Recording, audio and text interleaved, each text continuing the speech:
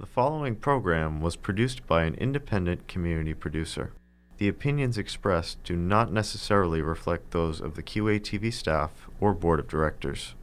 QATV, in compliance with FCC regulations, is prohibited from exercising control over the content of independent, member-produced public access programming.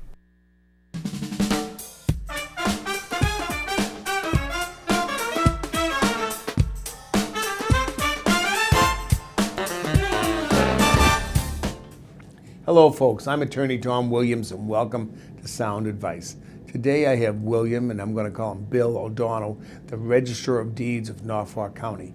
And Bill has been the Registrar of Deeds since 2002. So he's been there for the last 13 years, and he's done a great job as the Registrar of Deeds, and he's going to tell us what the Registry of Deeds does, and he's going to tell us a little bit about the history of the Registry of Deeds and the modern technology that is taking place right now in the Registry of Deeds. So, Bill, welcome to the show.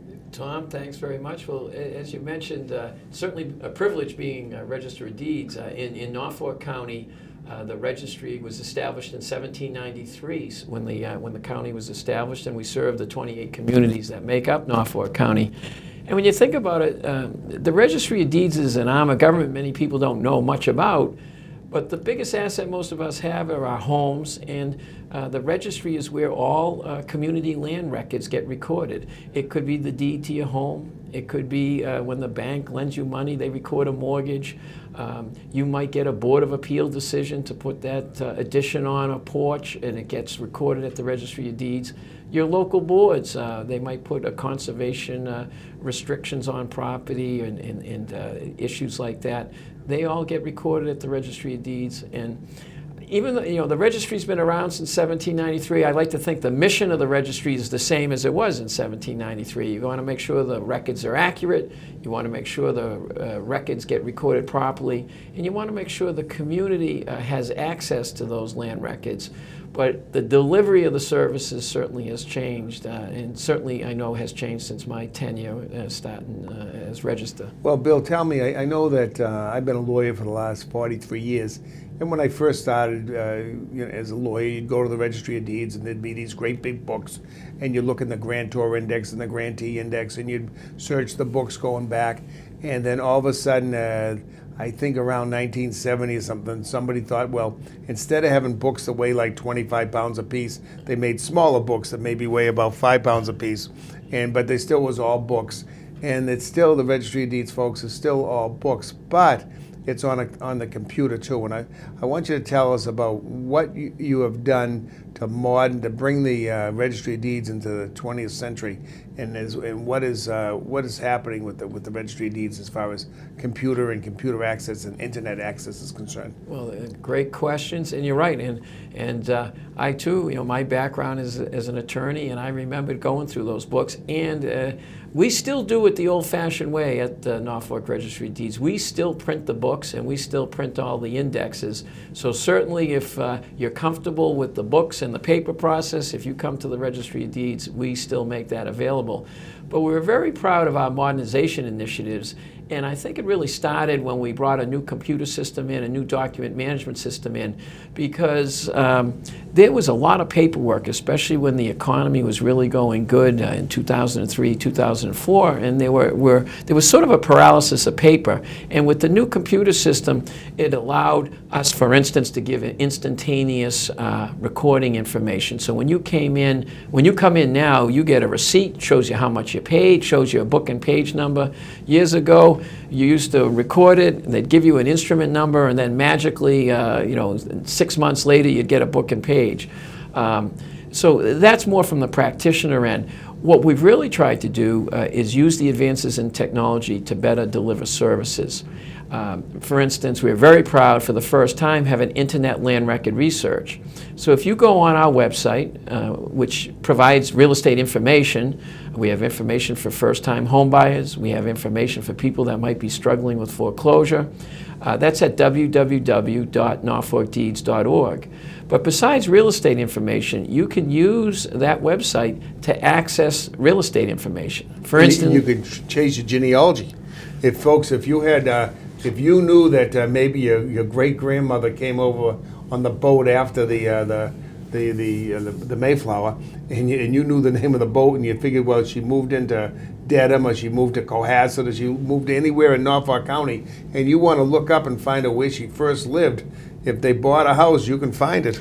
Yes, and so the registry records, they're not just for the attorneys or the title examiners or the engineers that come in, real estate brokers every day. It's open to the public, and it's a wealth of information. So yes, you can get information that pertains to your real estate online by going to www.norfolkdeeds.org. But a lot of people do genealogical research. A lot of people want to know who lived in their house and then maybe go to the town hall and get a little more information. So, and in Norfolk County, there's plenty of history. 4 presidents were born here in Norfolk County. George Bush Sr., the 2 Adamses, and John Kennedy. So there's a lot of history, and all these records are accessible. If you enter Book 1, Page 1 on our website, the first document from 1793 is viewable. So we've really placed a premium on bringing the registry's records into homes and businesses around Massachusetts, and more specifically here in Norfolk County. Well, I'm going to, this is a little bit after the Christmas season, but I'm going to tell the audience that if you want to buy somebody a terrific gift and not spend too much money, but give them an awesome gift, if you go out to the Registry of Deeds, they have the plans. They have all the early plans going right back to the early 1800s of all the big subdivisions of Massachusetts, all the farms, all the cities and towns. And you can spend some time at the registry and you can research some of the maps and some of this and some of the plans. And then you can ask the registry for a very small amount of money that they'll reproduce these plans for you that show you the Adams family farm, the subdivisions, the cliffs of Cohasset. They show you subdivisions, big subdivisions or whatever. And years ago, the people that did this type of making these maps were tremendous calligraphers. And there's just beautiful artwork on all these old maps and old things. And then what you do, you buy one of these old maps, and then you have it framed, and you give it to somebody as a gift. And every time someone comes in the house, you say, wow, this is an old map of Quincy, or an old map of Weymouth Landing, or somewhere Dedham Square. It's just unbelievable what they have in the Registry of Deeds as far as the maps go. And these maps are very interesting, and they're prepared, especially the ones now. The engineers they do a good job in the maps. Really good maps and plots of what you have. But years ago, they were calligraphers, and they made beautiful pictures of houses and everything on the sides of the maps. And I'm sure you have a wealth of those in your books. Sure, there's not only do documents get recorded in the books, but all the plans over time have been recorded and are also available online. So that's what's been great. You can make the information available. You try to make it easier for people, but at the same time, my father climbed poles for the Boston Edison back 38 years, and you're telling them what you're doing. You're trying to modernize the registry, an emphasis on computerization and bringing in new technology. And I remember he said to me, well, some of us don't know anything about computers, don't want to know anything about computers, or care to know anything about computers. So we do have a customer service center. 781-461-6101 is the number. But it's a room. We have staff. We have computers there where when people come by, Dedham's a very busy place up above. The jury members come in. There's a number of courts. A very busy place. People sometimes come in. They need a copy of their deed. They need a copy of their homestead. So we have a customer service center that you can either call us or come by, and we try to help people out and get this information and get these plans if you need a copy of your plan. But every piece of document that's been recorded at the Registry of Deeds, it's been a big project, and the employees embrace change. Some people are scared of change, but the employees have been great. We've made sure all that paperwork has been put on the computer. So it not only makes the records accessible, but it's part of our disaster recovery planning. And people say, well, what is that? Well, think about what happened down in New Orleans when the water, wiped out all these records. We still microfilm the records, and we send it off to New York. So your records are protected.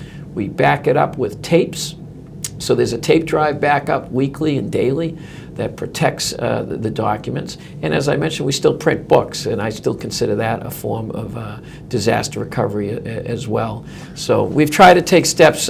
It's a government agency, but we try to run it like a business. Okay, I have a couple of questions for you. Sure.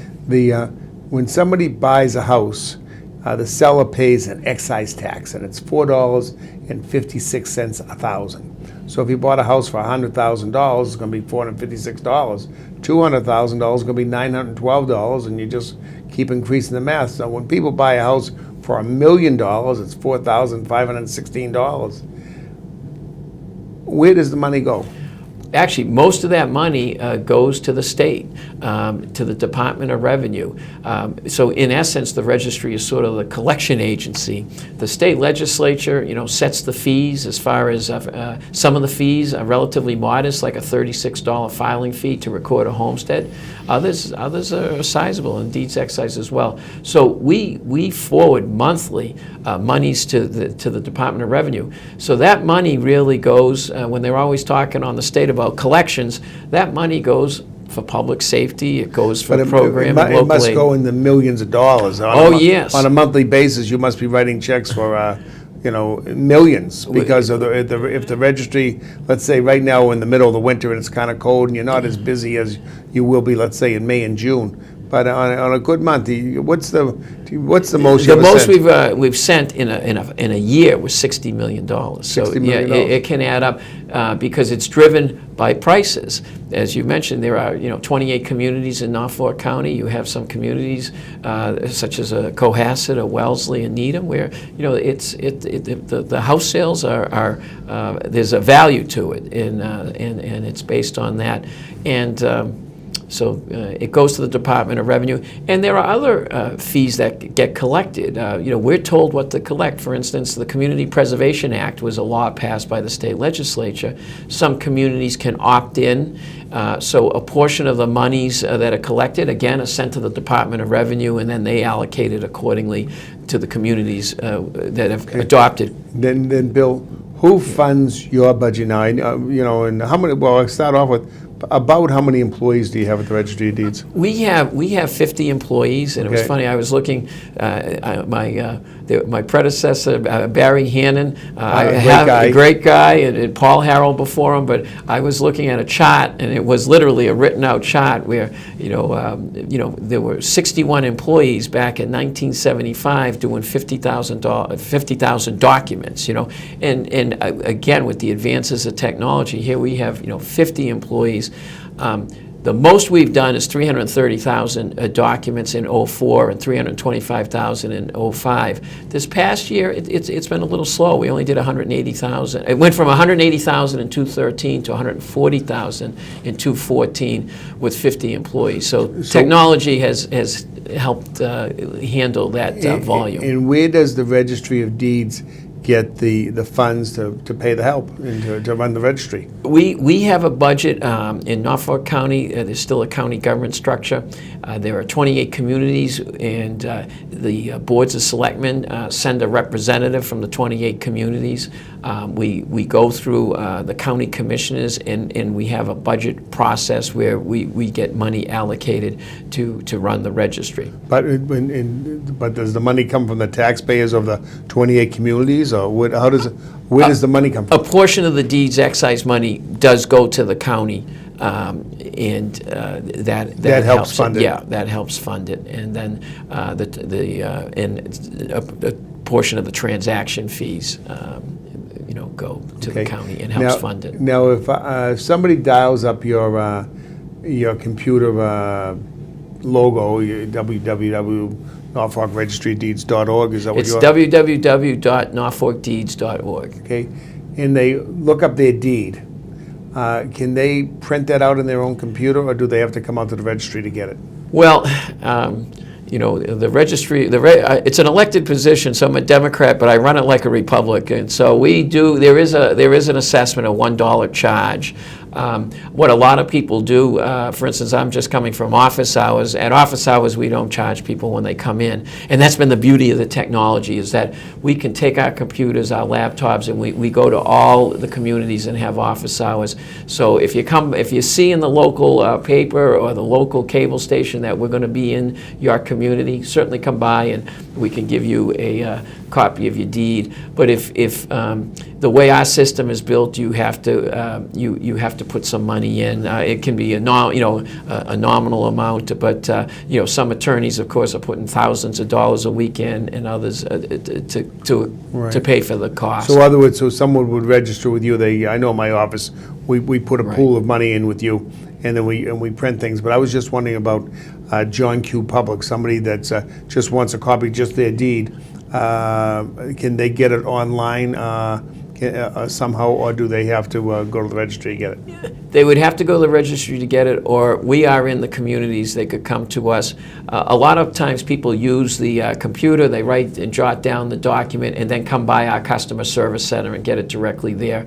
But that's how it works. Yeah. And it's a good, when we mention deeds, we have streamlined our website that you can. It says find your own deed, and you can. And we've tried to streamline it for just regular people to find their deed. But this might be a time where there are groups out there. There's a deed scam that's been going on. It's been publicized, I know, through the Boston Herald and through Channel 4 News, WBZ Radio, where one group was asking people to pay $60 for a certified copy of a deed. And in fact, if you went on their website, you would think you couldn't get up in the morning unless you had a certified copy of your deed. And attorneys like Tom, when you're involved in a closing, if you don't have a copy of your deed, they're going to look it up. They're going to come to the registry, go online, and they're going to get you through your sale of your house. But if you want a certified copy of your deed, the most it would cost coming to the registry of deeds is, depending on the page, is $2. If it was two pages, it's $2. So don't be paying $60 for a certified copy of your deed, where they're coming directly to us. A lot of these people, as part of the scam, I call it a scam. I know we've written to the Attorney General and the Secretary of State, and it may be legal, but I certainly think it really takes advantage of the consumer. Don't pay $60. And now there's another group out there. They send, for $83, they make it look like a bill from the registry. It almost looks like a tax bill. And it says document service fee, and a lot of people think it's a bill. Now, in the small fine print, they say it's not a bill, but a lot of people don't look at it. And for $83, they're not even giving you a certified copy of your deed. They're just giving you a copy of your deed. So don't pay $83 for anything. If you need a copy of your deed, if you come by our office hours around the local communities, we'll certainly give you a copy of your deed. We can certify the copy of your deed, or come by the registry of deeds, and at most it would cost you $2. So I think, Tom, your show provides good information and good public service, and that's something that it's still happening, notwithstanding the publicity of trying to tell people to be aware of it. Don't get taken advantage of. I want to tell the folks something about the registry of deeds. Bill has done a terrific job out there. You go out there and it's spick and span, it's clean. You have a lot of old books, but there's very little dust in the registry of deeds. And then the other thing is what they've done at the registry of deeds, probably since Bill's gotten there, they've made the downstairs of the registry of deeds a very convenient place to pass papers on houses. So to either buy a house, sell a house, get a mortgage. There's all kinds of tables down there. It probably has about 20 tables when you add them all up. And years ago that wasn't like that. Now it's roomy, it's spacious, and it's a nice place for people to meet when they buy and sell homes. So he's done that, and I think it's a very admirable of you to make that convenient location for the public. Now I have a question about parking. Sometimes you go out there and you park in the back of the registry of deeds and it's free, and then sometimes you go there and it's $5. Is there any control on that, or what's that all about? Okay, well, first of all, on the closing rooms, thank you very much, because believe it or not, I still play hockey, but I remembered years ago when we as a younger attorney, you'd be battling for a little space to do closing. So we do have space down there, and I have to thank the historical societies and commissions, because I asked them to pick a picture that depicts their community. Great pictures. And they sent all the community community center picture, and we've blown them up, to make it a more welcoming place. But it's great. A lot of people want to close at their office. As a matter of fact, we have electronic recording now we can get into.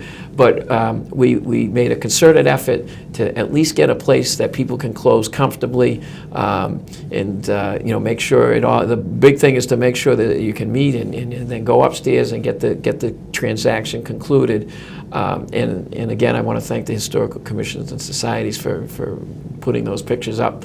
As far as parking, the county commissioners, we're just mere tenants. I do have a lot of say as to how the building should look, but as far as outside, the county commissioners have put a $5 fee for parking. But a lot of times in the afternoon, it stops. So if you come in the afternoon, depending, if you want to save bucks, come a little late. Yeah, that's what I'm saying. What time does the registry close? Well, recording hours, we have people there at 7 in the morning through 5:30, but our recording hours are 9 to 4. So we have staff there all day. We have the customer service open. But if you're going to be there to record, we do it between 9 and 4. And I had mentioned earlier electronic recording. We were one of the first registries in Norfolk County here in Massachusetts to do electronic recording. And that's a process where the attorneys have signed up and to be part of a process where they can do a closing in their office, and some choose to still come to the registry and do closings, and we love it. But if you're from Bellingham or Milton with traffic, they could do the closing at their office. They check to make sure there are no liens, and then they transmit the entire package. And we've been authorized by the state legislature to take these documents, the deeds, the mortgages, and you can do it all online. So again, not something that was there in 2002 when I became registered. We started in 2010 doing it, and it's been great. So it does save a trip to the registry using electronic recording. Folks, not only does it save a trip to the registry, but if somebody wants to be paid at the closing, traditionally what has always happened is the seller will sign a deed, the buyer will give the attorney the money to purchase the home, and then the seller, then the attorney for the bank, who may be the attorney for the buyer also, will go out to the registry of deeds, record the papers on record, and once they're on record, they would release the check to the seller. But now when they do electronic recording, it's recorded right then and there, and all of a sudden they can give the check to the seller right there because it's on record, it's there. Yes, and again, and part of this is the efficiency. My background, when I got out of law school, I got elected to the planning board. I was a town meeting member. When I was down in Washington, D.C. in college, I worked for Congressman Joe Moakley. I was lucky enough to be an assistant district attorney for Bill Delahunt. So I saw what public service can be, and certainly, especially with Congressman Moakley, the emphasis on customer service, and we've done that. But much like Tom, I too was an attorney, and when you have staff to, you got to make payroll and pay vendors. I appreciate sort of the public sector as well, and what I've tried to do is, try to take some of the public, sort of that private sector efficiency concept and apply it to government. We've done it with the technology. We try to make it a more welcoming place where customer service is provided, because anyone that comes into that building is a customer as far as I'm concerned, and we've tried to emphasize to the staff, and I think we've been pretty successful at it, that these customers have to be treated well. And we've tried to, again, run it like a business. We now, and hopefully we'll never have to do it, we have set aside a little office in case there was a disaster at the registry. Again, applying sort of that private sector thinking of business continuity planning. So if something happens at 649 High Street in Dedham, where we're located, and that building shuts down, we have a little building down the street in Dedham where we have the office ready to go. We have the computers in there. So you can at least record. It's going to be difficult. It's not going to be as convenient and as efficient as using our current building, but at least we can still record documents because it's a big part of the economy, the real estate economy. And so again, as part of disaster recovery, we're not only backing up your documents, we're also having an office to go to in case something bad happens. And we also put a generator in. We were the first registry in Massachusetts to put a generator in, and given all the storms and everything like that, it allows us to stay open. Well, Bill, one of the things interesting about the Registry of Deeds is that years ago, folks, they would be a fire in a courthouse, and if there was a fire in a courthouse, all the records were lost, and it was just out of confusion. So I don't know what year it took place, but all of a sudden in Massachusetts, or at the Norfolk Registry of Deeds, they take copies of all the records in the Registry of Deeds and you send them out to New York somewhere. Where in New York are they stored, and how are they stored? Well, as part of our disaster recovery process, and by law, the legislature requires us to microfilm all documents that are recorded. So we microfilm these documents, and they get sent to Iron Mountain in New York. So again, if something happens to the records, and people say, well, what could happen to the records? And I mentioned, New Orleans, there was a flood. All the records. Well, you could have a fire. A fire even. And at least you could go to the microfilm and recreate the records. But we also do tape drive backups with the computer system. Now we back up every document that's recorded daily and weekly, gets backed up and sent to Iron Mountain, but it's a renovated nuclear bunker down in Rhode Island. So and it's close by, and now so it's important. So yes, we still protect the records, and again, a tribute to Barry Hannon, one of the prior registers. There's been a lot of redoing of the books, as you mentioned. The big books were made smaller, but a lot of those big books are still stored off-site, so that if that you at least have some old books to go back to should anything. The redundancy, I think, you can never be too careful when you're dealing with land records because it's really a key component of our economy. Okay, now Bill, the Registry of Deeds is divided into two sections, basically the Land Court and the Registry of Deeds. As the Register of Deeds, are you in charge of the Land Court also? Ultimately, the Land Court is in charge of the Land Court, but by virtue of being a Register of Deeds, we are also the Assistant Land Court Recorder. The Chief Justice of the Land Court designates all registers as Assistant Land Court Recorders. So we don't deal with the lawsuits that may take place in Land Court. That you go into Boston, you can file lawsuits, but we're authorized to take Land Court land documents at the Registry of Deeds. The Land Court was established in 1900. So Norfolk County started in 1793. Most of the land was recorded land. What happened, 1900, the Land Court comes in, and it's an involved process. And really it's an accident history because in Norfolk County, 20% of the land in Norfolk County is what Tom has mentioned, land court or registered land. The consumer probably doesn't even know it because the deeds look the same, but the attorneys that are doing the closing, know the difference. And I really think it was a function of history, an accident of history. Somebody took the time to petition the land court. It's a very expensive process. You've got to get engineers. The land court has engineers. You've got to get lawyers. The land court has lawyers. And the property got sort of blessed to be part of the land court. So we take land court documents and we record land court documents. And your title is what we call a certificate of title. Well, Bill, I want to thank you for being on the show. You've done a great job. You're a great Registrar of Deeds, and the Registry of Deeds, folks, it's worth going there. They have lots of beautiful pictures in the basement to look at all the cities and towns, what they look like 100 years ago, 150 years ago. And also, it's a very interesting place. Go out there and search your own title. It's really fun. You see who owned your property or owned your home before you did, and you can go way back. You can go way back to the early 1800s, and it's a great thing to do. And everybody at the registries, they're all nice people. They're easy to work with.